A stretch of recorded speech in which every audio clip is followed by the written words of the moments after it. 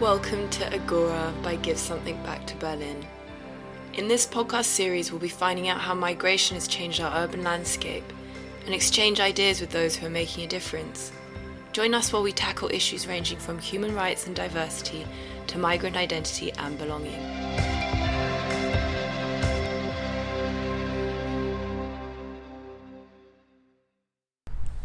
Hello, welcome to Agora. I'm Gaby, and today I'm joined by Ricarda from the Open Kitchen.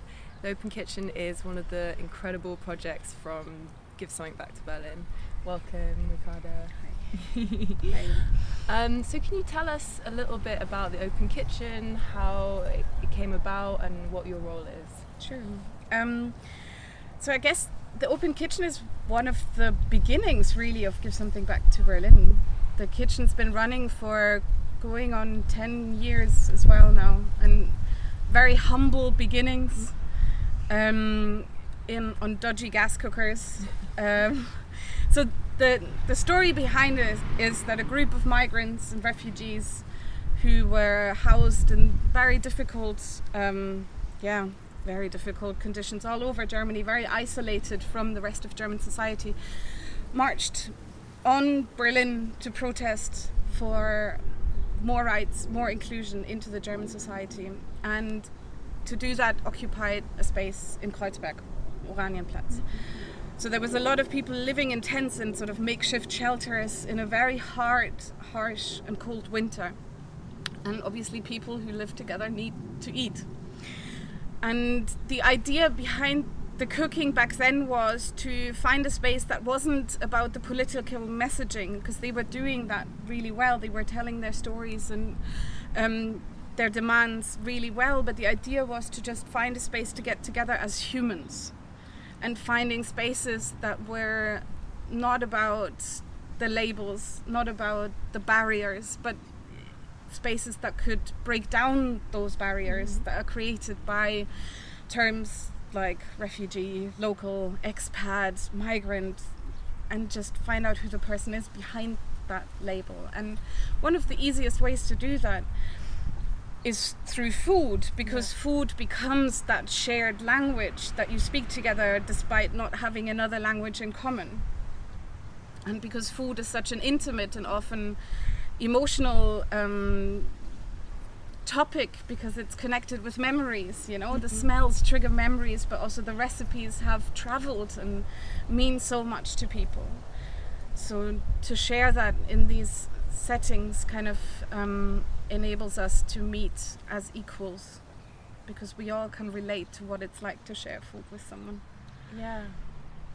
And my role in that, that's a good question. Yeah. What do I do? What don't I do? Everything. I run around up and down a lot of stairs. What is my role? Basically, I'm trying to make sure that the people have what they need in order for that to happen, in order for people to be able to sit at a table and eat together and meet and share food. Yeah. So I'm trying to just facilitate and hold that space. Amazing. Yeah, it's I think food is something that we can all enjoy and relate, you know. It also reminds you of like cooking at home with your family, and it's a really great way to bring people together. It creates that home away from home, right? And a family setting, especially once it becomes regular, like the Open Kitchen. It's every Wednesday evening. And you know there's going to be familiar faces. Yeah. People who are interested in your process, where you're at, where you were last week, where you're going to go. And this becomes that space that we all remember as children, you know. We get together for the meal and find out where the other person has been, what they've been up to and what they want to do the next day. And it becomes that space. So you're working with people from all over the world. What kind of cuisines are you cooking? Do you have any favorite meals that you've cooked? What have we not done? I think it's been 10 years of food, you know. Some of the standout meals, we had an Indian person join us, I think it was last summer, and everyone still talks about titash, you know. Was it paneer tikka masala, something. It's just incredible, and everyone still talks about it. And where's Titash now? Can he come back, please?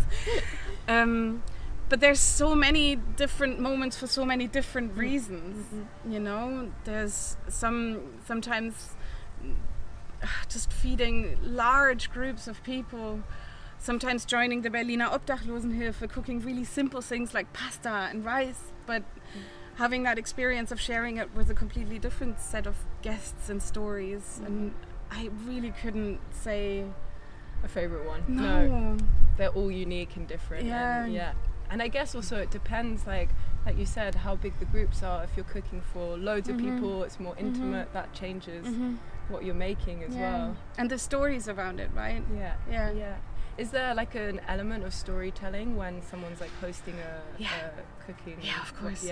Yeah, of course. A lot of the time the stories are around like, where did I eat this the first time? What are the memories connected to this?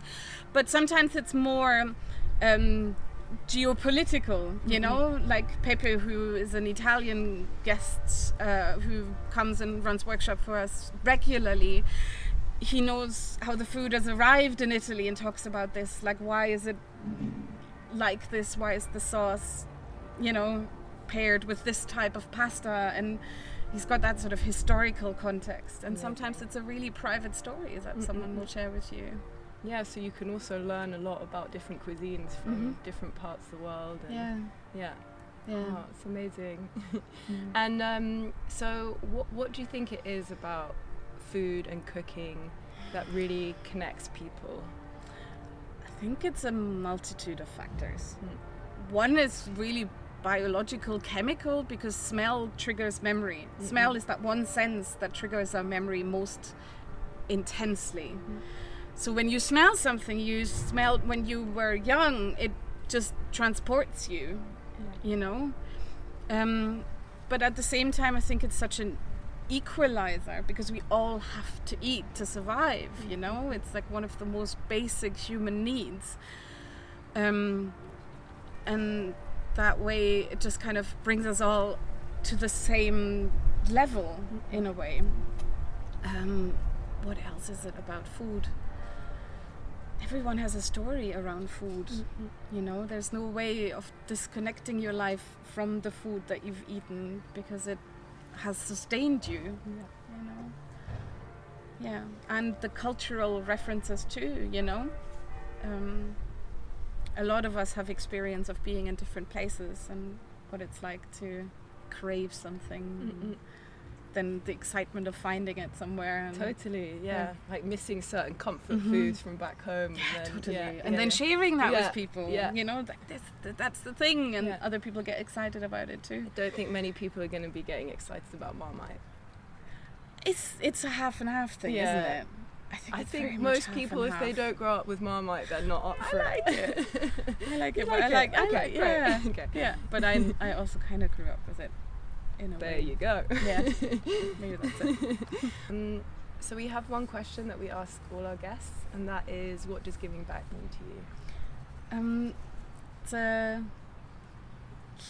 It's an interesting question. In a way, I feel like it's a little bit loaded, because I don't want to come from this place of privilege and like me giving something to someone changes their life, or is that this significant act. I feel more like it's this give and take at all times. Like me facilitating the open kitchen or the Sprachcafés or whatever it is, I don't know if the people who come as participants actually benefit from that more than I do, because I feel like I get just as much back as the person who come as the participants who are technically supposed to benefit from the projects. So I feel like that's really hard to separate, because I'm getting so much out of it at the same time as I'm putting so much into it that it's I just can't really separate that. It's a sharing process, right? Yeah. You give and you're taking, and it's And I just recently kind of on a whim decided to join base class, because it starts at 7:30 when cooking roughly finishes, and I was a participant again for the first time in a long time, and it was so nice to be on the other side. And I was like, oh yeah, this is what we do, this is the space we create for people, and this is what people experience when they come to cooking. how lovely is that? So I don't really feel like I can say I'm just giving something back. I'm taking at the same time. Amazing, thank you so much for sharing your work, and it was really great having a chat. Thanks, Gaby. And to our listeners, I hope you join us next time. Thank you.